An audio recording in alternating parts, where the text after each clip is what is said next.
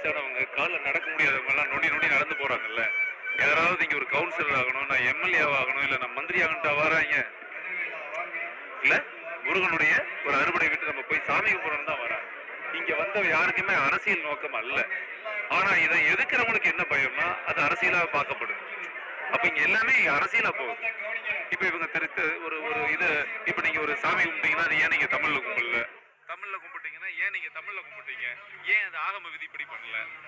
So இது எதுவுமே கடவுளுக்கு தெரியாது. கடவுளுக்கு மொழியே கிடையாது. நான் சொல்றது உங்களுக்கு புரியுதா? மனிதனுக்கு தான் மொழி, கடவுளுக்கு மொழியே கிடையாது. கடவுள் யாவருக்குமானவர். இந்த இதுல இஸ்லாமியரும் கலந்துக்கலாம், கிறிஸ்தவரும் கலந்துக்கலாம்.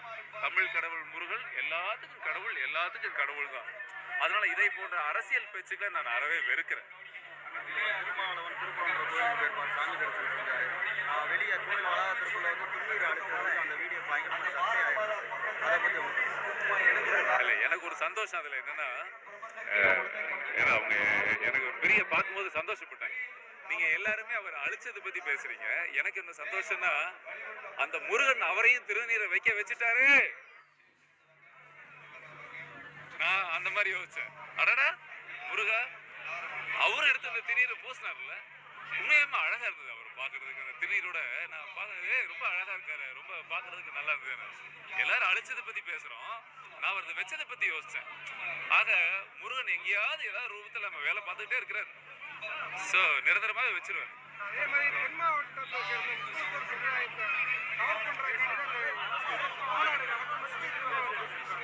ஐயோ சார், இந்த நான் தான் திரும்ப திரும்ப சொல்றேன், எல்லாத்துக்கும் தயவு செய்து ஒண்ணு சொல்றேன்.